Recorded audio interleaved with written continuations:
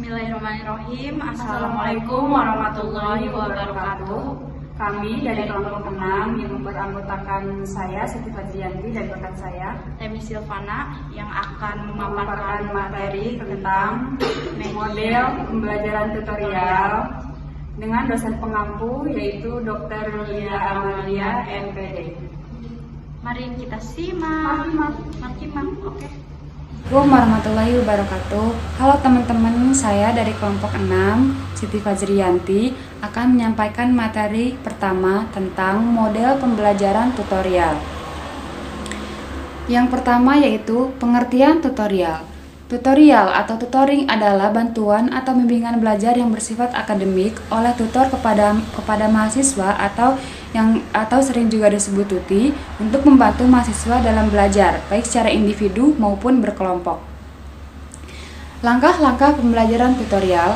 Langkah pertama yang terdiri dari A. Mempelajari modul dengan seksama dan identifikasi keaslian yang sulit dari isi modul tersebut. B. Menyusun strategi bimbingan yang paling efektif untuk membantu agar siswa yang menghadapi kesulitan bisa menghadapi bagian yang sulit dengan mudah. Yang kedua, langkah persiapan yang terdiri dari A. Menyiapkan bahan tambahan untuk mengajar, dan B. Menggunakan contoh penyelesaian soal. Fungsi tutorial. Yang pertama, instruksional, yakni melakukan proses pembelajaran agar para siswa belajar melalui modul yang telah disediakan.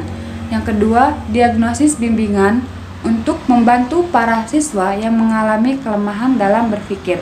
Yang ketiga, personal, yaitu memberikan keteladanan kepada siswa seperti penguasaan materi, cara belajar, sikap dan perilaku yang secara tidak langsung menumbuhkan motivasi dalam belajar. Kelemahan dan kelebihan tutorial.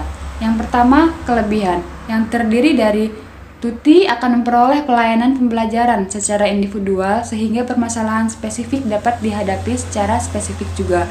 Yang kedua, tuti dapat belajar dengan kecepatan yang sesuai dengan kemampuannya. Kelemahan tutorial. Yang pertama, sulit dilaksanakan dalam pembelajaran klasikal.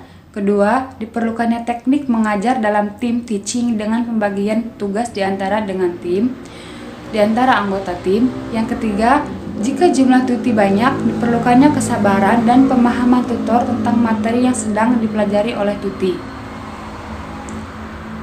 Poin selanjutnya, tahapan kegiatan tutorial. Yang pertama, kegiatan pendahuluan yang terdiri dari tutor menyiapkan kondisi pembelajaran agar tuti terlibat, mencatatnya kegiatan tuti, menyampaikan tujuan tutorial. Kedua, kegiatan inti tutor merupakan proses pembelajaran untuk mencapai CO secara interaktif, mengidentifikasi materi yang sulit bersama mahasiswa, membahas materi, menggunakan beragam pendekatan pembelajaran, memfasilitasi terjadinya interaksi antar keluarga dan warga belajar.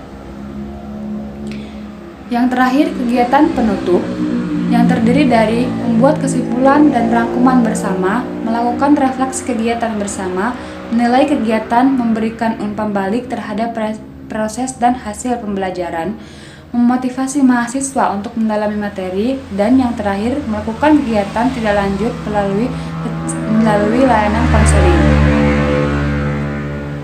Poin yang selanjutnya yaitu prinsip dasar tutorial.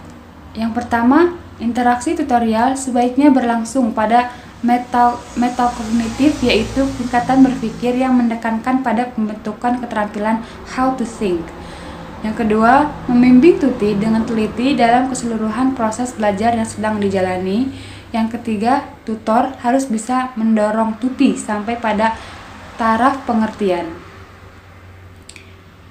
Poin-poin selanjutnya yang akan disampaikan oleh rekan saya yaitu Temi Silvana. Saya akan melanjutkan materi dari rekan saya, yaitu materi selanjutnya bidang kegiatan tutorial. Bidang kegiatan tutorial diantaranya yaitu pemanfaatan, pengayaan, dan bimbingan.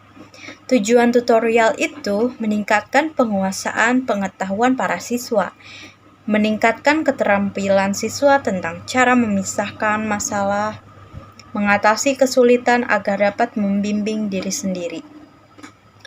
Meningkatkan kemampuan tentang cara belajar mandiri dan menerapkan pada modul yang sedang dipelajari.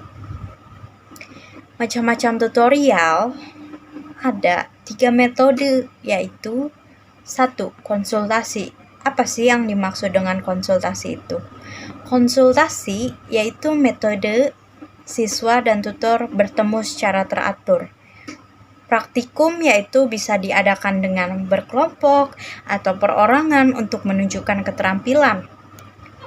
Kelompok yaitu untuk menggunakan tenaga pengajar dengan efisien untuk membantu para tut yang kurang berbakat.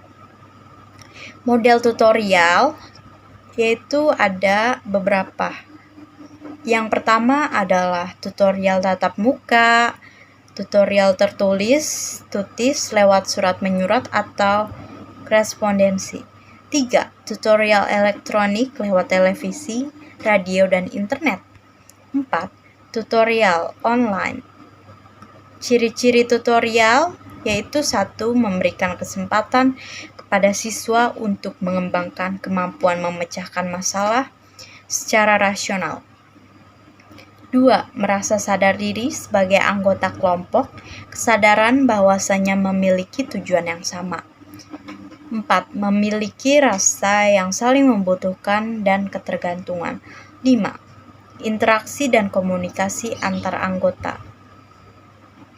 Peran tutor yaitu pemicu dan pemandu kemandirian belajar, pembimbing, fasilitor, dan mediator bagi tut.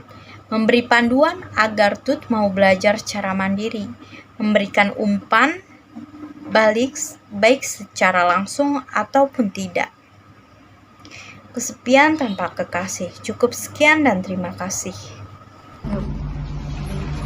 Oke, jadi sudah dijelaskan materinya oleh kita berdua. Demikian paparan materi dari kami berdua. Thank you for your attention And thank you for watching. and see you.